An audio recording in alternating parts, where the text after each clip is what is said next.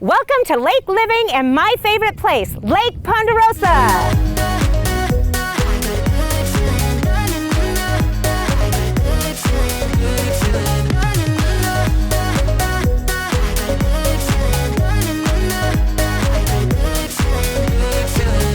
So I'd like to introduce you to my friend, Joe Heemstra, and I asked him to talk a little bit about one of my favorite places at the lake, Pirates.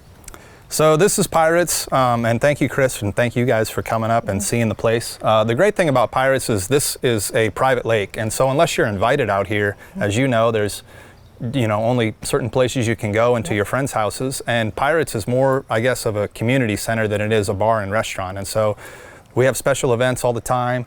There's always kids up here playing a volleyball pickup game. There's a playground, and it's more of a gathering place than it is just a bar or restaurant or marina. And so I think that's what makes us really unique and really makes Ponderosa really unique, because it creates a sense of community for everyone around. And there's always something.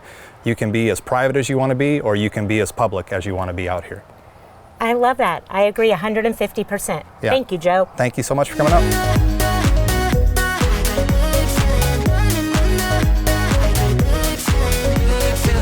So now I'm here with my friend Barbie, and what I love about the lake is I didn't know Barbie 9 years ago, and I can call her a friend. And I wanted her to come here today to tell you about the lake. Her grandpa built the lake. So go for it, Barbie. Tell us the story. Well, he had a vision in 1964 that he wanted to build a lake for his family, and it kind of advanced into doing a lake for the community. He wanted the average guy to be able to come and have fun, recreate, fish, what have you. He couldn't get financing back then, so he had to trade lots with the area farmers to get the acreage. And then and I think it was 64, they started the West Lake first.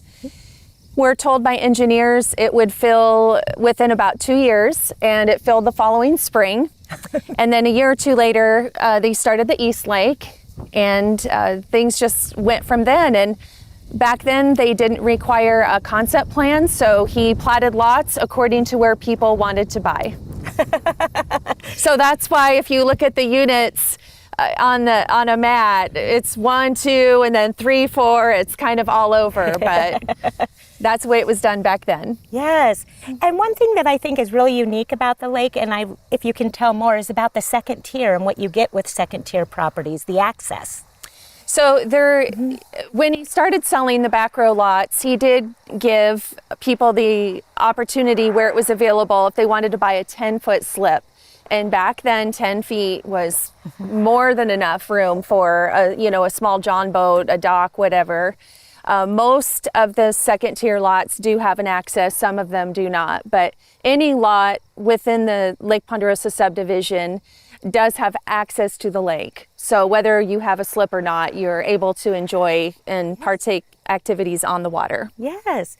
And then a little bit about you being the office manager. How does the Lake Association work out here as well?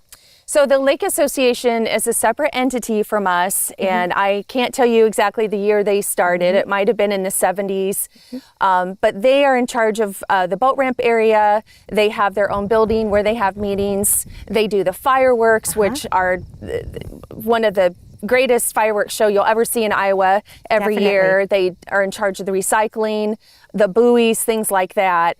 And then our company, Ponderosa Utilities, we do the maintenance around the lake. So the grading, the snow plowing, we have the dredging done, fish stocking, and then provide the water to people. We maintain the water service lines.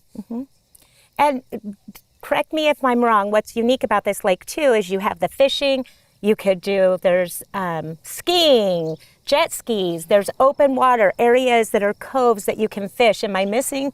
Ice fishing is big as well? Yeah, I'd say that about covers it. We do have some rules just to help. We're not a huge lake, so during the summer on weekends, we ask that people abide for jet skiing and tubing like 11 to 7, so fishermen and skiers can enjoy the water as well. So I want to thank Barbie. I think she just showed what a community we are. Ahrens, a lot of the Ahrens family still live here, and I'm lucky to call them my friends. Well, thank you, Chris. Thank you.